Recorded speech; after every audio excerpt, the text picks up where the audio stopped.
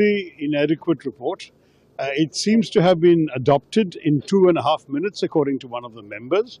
There has been no proper procedure followed, no attempt to cross-examine those who have made accusations, and at the same time, a conclusion of such a major punishment as expulsion of a member to be arrived at without serious consideration is truly disgraceful.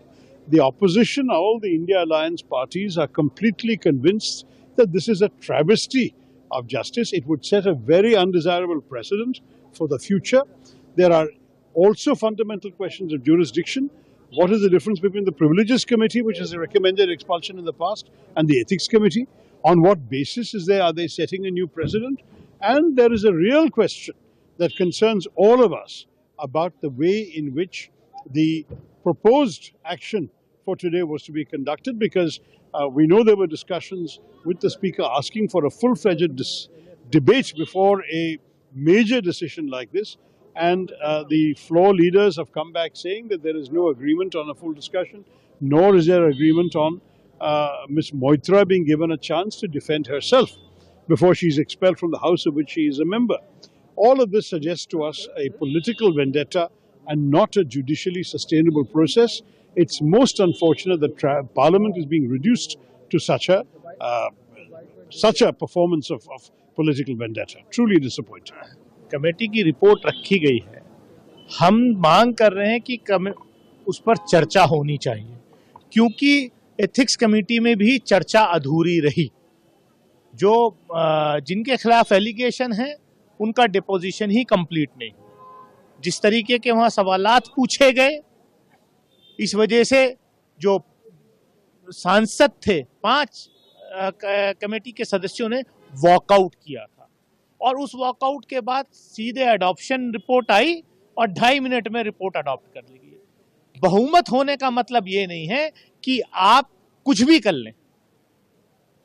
अगर कोई भी चीज है, जब वहां पर हम लोगों ने विरोध किया कि भी कम से कम पूरा तो प्रक्रिया तो कंप्लीट करो, तो प्रक्रिया भी कंप्लीट करने को तैयार नहीं। अभी डिमांड क्या है विपक्ष की?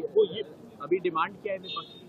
ये चर्चा होनी चाहिए। रिपोर्ट कैसे बनी है, कहाँ लिखी गई, क्या स्क्रिप्ट था, क्या है क्या नहीं, चर्चा होगी। सर, कहा जा रहा है कि मौका दिया गया है और अभी तो स्टेप है, पार्लियामेंट्री अफेयर्स मिनिस्टर इसको देखेंगे, स्पीकर महोदय इसको देखेंगे, उसके बाद ही जब डिस्कशन की बात आएगी उसको मौका दिया जाएगा। उससे पहले विपक्ष जो है हंगामा क्यों कर रहा है? कहाँ, जब वहां पर जिस तरीके से रिपोर्ट आई है, बिना डिपोजिशन कंप्लीट हुए जिस तरीके के सवालात वहां पूछे गए, ये इस देश में पहली दफे महिलाओं के साथ अत्याचार की एक सीमा सारी लांघ दी गई। वहां पर सवाल पूछा जा रहा था कि आप दर्शन हीरानंदानी से बात करती हैं, क्या उनकी बीवी को मालूम है कि आप बात करती हैं? इस तरीके के सवाल एथिक्स कमेटी में पूछे जाएंगे।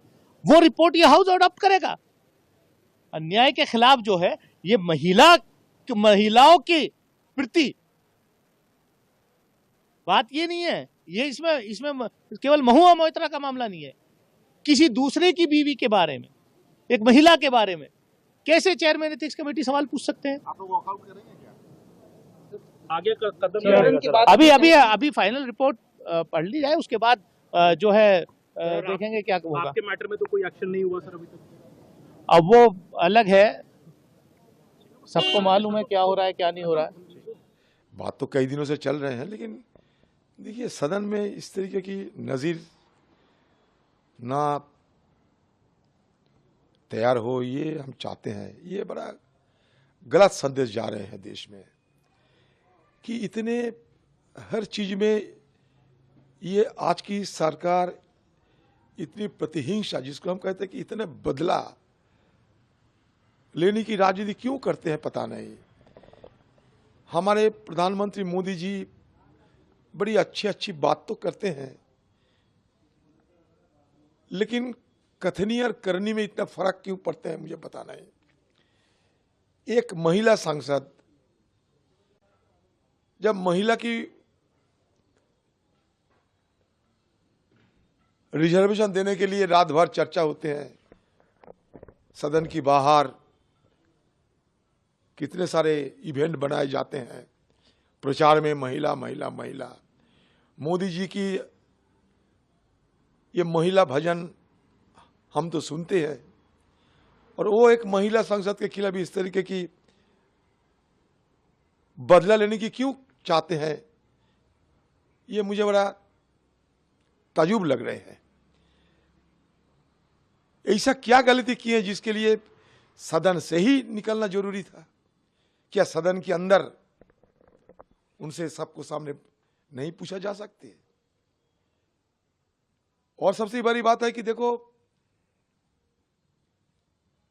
अगर न्यायालय ने भी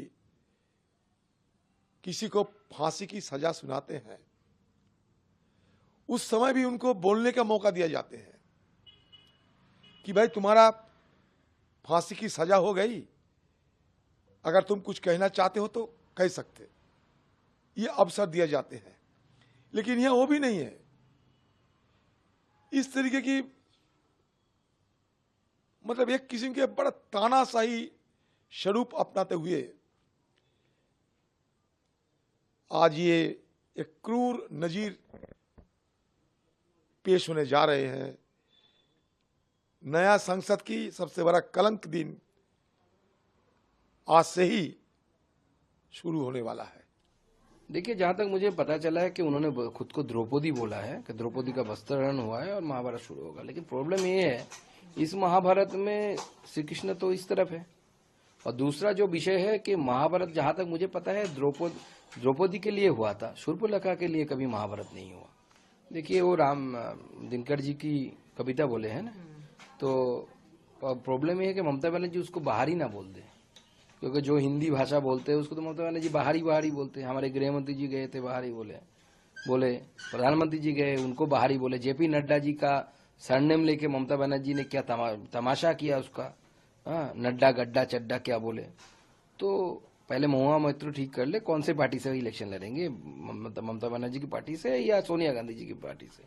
दूसरी बड़ी बात है कि महुआ मैत्रो ने जो कारनामे किए, तो बंगाल में कहावत है चोरेर मायर बड़ो गला, मतलब जो चोर होता है उसकी माँ ज्यादा चिल्लाती है चोरों को लेके, चोरी को लेके। तो ही है, एक तो चोरी किया, उसके पर सीना चोरी। अरे आप एक लिपस्टिक और एक रोलेक्स घड़ी या क्या क्या मालूम भी नहीं उसके एवज में। Subscribe to One India channel and never miss an update.